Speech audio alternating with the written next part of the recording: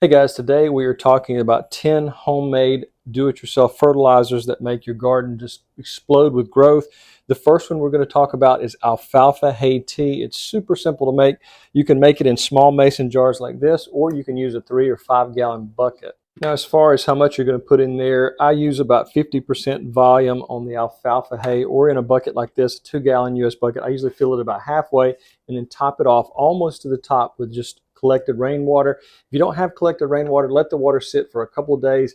I have a greenhouse watering system where I'll just leave a large container filled with tap water and allow the chemicals to settle, and also allow the chlorine to evaporate, so I know the water is pure as I can get it from the tap. But if you can do pure rainwater, that's the best way. But remember, about 50%, and then top it off with water and then allow it to sit for a few days. Now, if you grow your own alfalfa hay, then you're way ahead of the game. I, however, do not, and I just get it from the pet store, so I can find it. Sometimes it's really, if I can find one that's out of date, I might be able to get a discount from the manager.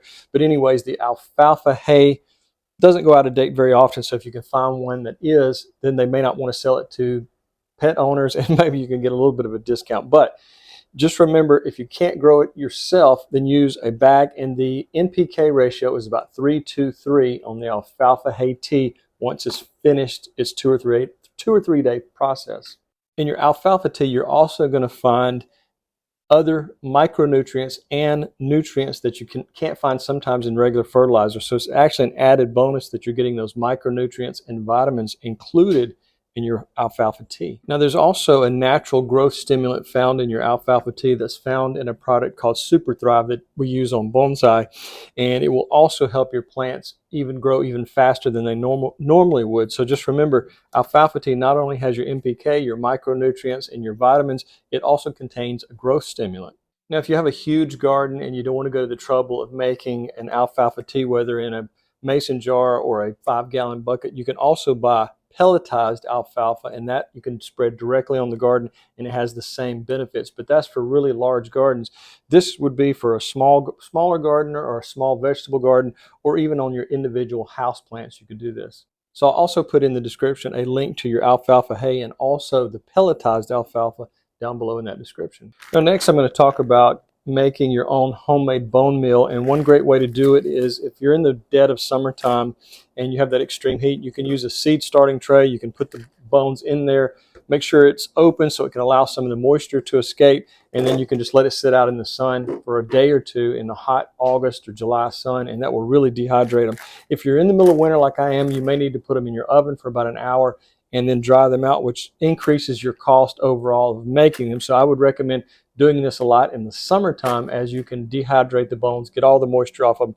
One thing you're going to need to do is make sure you remove all of the meat from the bones by boiling them or carefully removing it by hand. Now, you're not required to put them in a blender. You can use a mortar and pestle and crush them down into a fine powder, but this is just for the demonstration of the video. I want to do it quickly, but if you don't have a mortar and pestle, then a blender is fine, but you want to make sure that you do dehydrate the bones before you go to the next step. All right, I'm just going to put them into our blender cup here. And normally I would do a lot larger batch, but this is just what I happen to have in the freezer because I'd made some previously. So we're just going to put them in our blender cup and carefully blend them down into a fine powder. Now, I will say chicken wings are a lot easier to grind down in a blender. If you're using something like cow bones or something really large, you're going to probably need to break them down once you've dehydrated them, maybe with a hammer outside. But I like to use chicken bones because they're really small and they're really easy to get into this powder. And I just have my instant bone meal that's really easy to use, and it's no chemical additives. I know it's 100% pure. Now, it's hard to give an exact NPK ratio, but generally it's going to be somewhere around 6:9:0, and it really is one of those things. It just depends on what type of bones you're using, and that's just one of those things. I can't give you an exact amount, but I'm just going to say 6:9:0. Now, the middle number you see in the 6:9:0 is your phosphorus, and that's really, really great to put into your vegetable garden, your potted plants, your fruit trees, because it helps with root development and also fruit and vegetable development on your plants. If you want to minimize the amount of electricity you're using to process the bones, then you could use something like a pressure cooker that has a lot larger quantity, and then you can use your mortar and pestle once the bones have been dehydrated. into that fine powder. So that'll save you a little bit of electricity if you don't want to use your stove and do that. Another thing you can use is a dehydrator. I'll put a link to one that I personally use, and I really like it for dehydrating a lot of different things. And I found 101 uses around the vegetable garden for using a dehydrator, and they're not that hard to use, and they don't use a lot of power. Now, as far as my mixture goes, I'm using a 32-ounce mason jar, and I'm going to use about 2 tablespoons of my bone meal powder in that. So I'm just going to pour that carefully in there, allow it to sit maybe 4 to 6 hours, and then I can apply it directly to the base of the plant. But roughly about 2 tablespoons. And the reason I like to put it in mason jars is I can mix it pretty easy. Once I get the lid back on, I can give it a good shake, and it'll blend pretty well.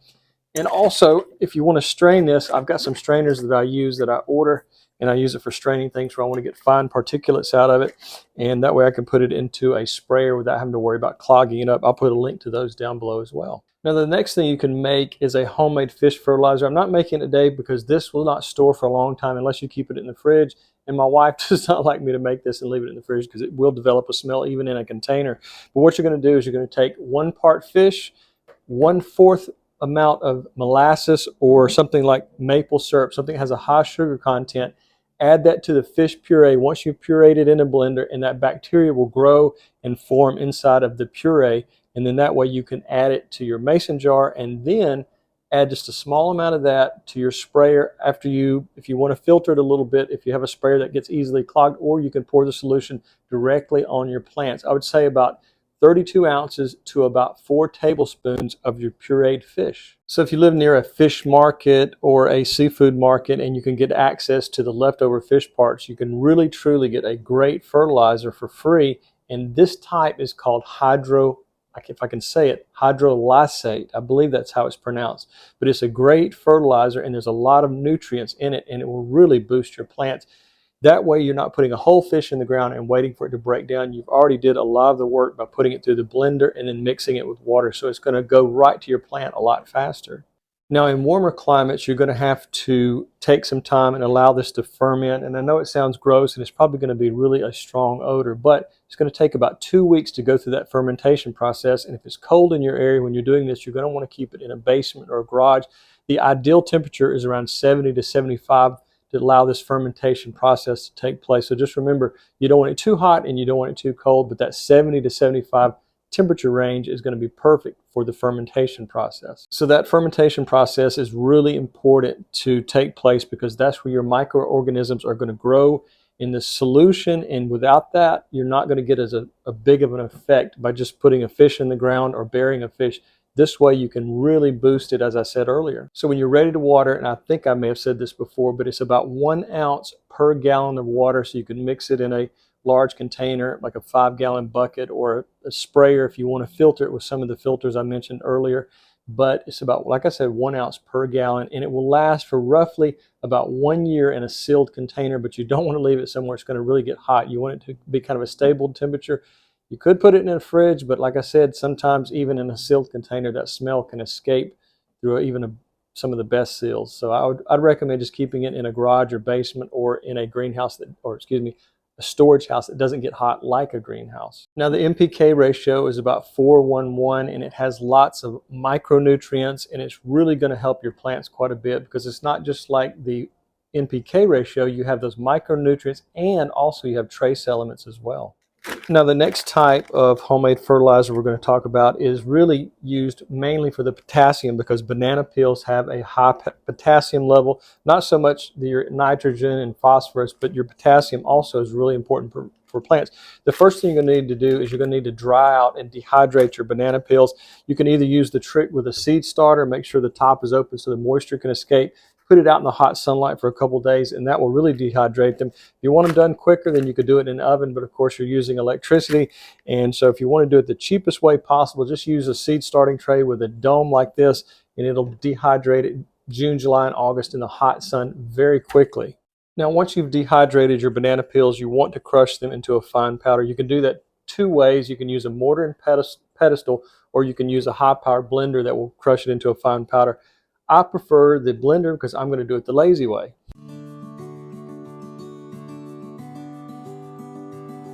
Now, I don't know if you've ever used one of these Ninja blenders, but it's quite an impressive blender. I've had many blenders over the years, And this one is one of the most powerful that I've ever seen, and it does results incredibly well. I'll show you what our bananas now look like.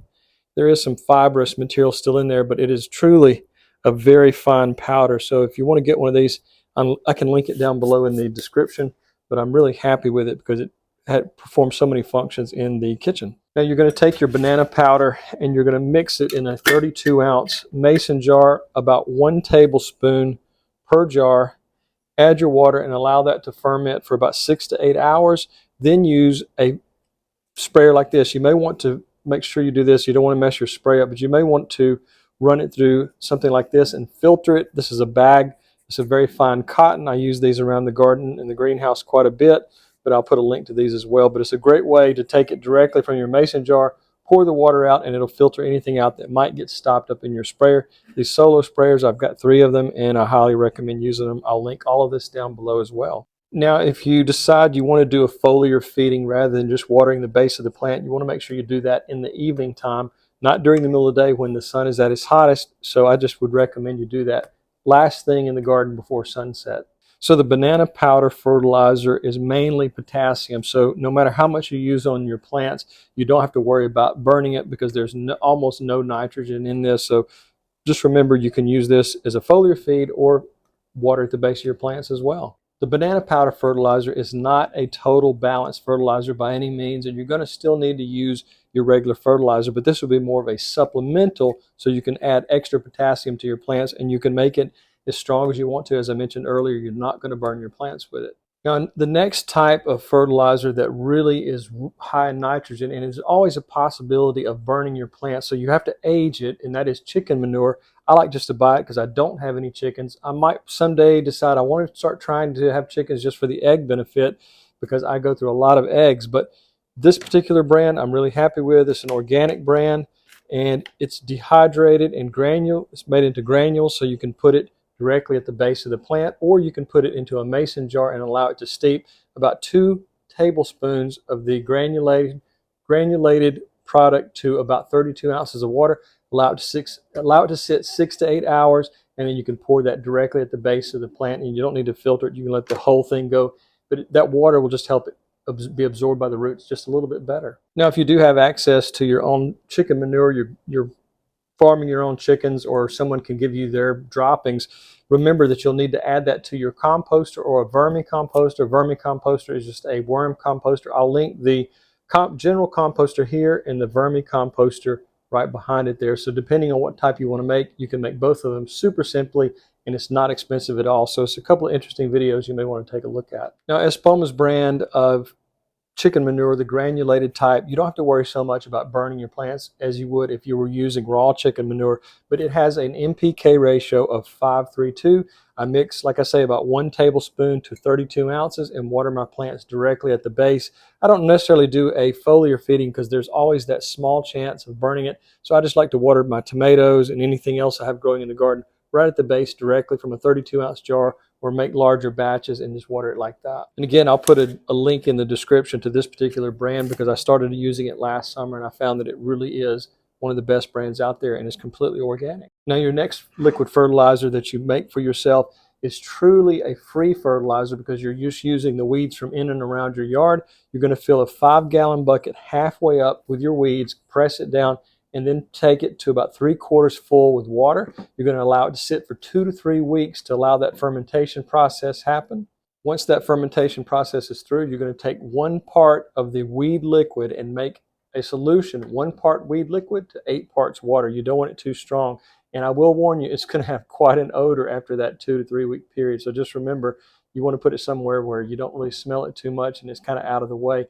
Also, you don't want it to get too hot, so you might want to put it in a shaded area. Now, the next thing you can use as a slow release fertilizer is actually human hair or animal hair. If you have access to a barbershop or a place where they groom animals, that can be a great source of hair for your garden. You can put it directly in the garden, or you can put it in a 32-ounce mason jar, allow it to slowly dissolve, and some of those micronutrients and also minerals that are in there will leach out into the water, and you can water your plant directly at the base. So next you can use something as simple as pond water that has fish in it, or aquarium water. Now if you have a lot of fish in it, you may want to dilute it just a little bit, maybe 1 part pond water to 1 part captured rainwater or tap water. So just remember, you can use that as long as you don't put it directly on there. If you have a massive number of fish in your pond, you may want to water your tender plants with a little bit of a dilution there to keep from any possible burning. But there's a lot of nutrients floating around in that water, especially aquarium water if you haven't cleaned your aquarium lately. Now, worm casting tea is a great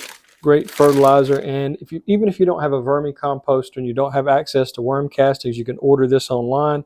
It's pure worm castings, and it's really a great thing to put into your garden. It's really going to boost its overall growth. But what you're going to want to do is you're going to want to take your cloth bag and put 3 tablespoons of worm castings into your bag, place it in your mason jar, and then you're going to want to add water to it and allow that to sit for about 48 hours to allow that tea to ferment.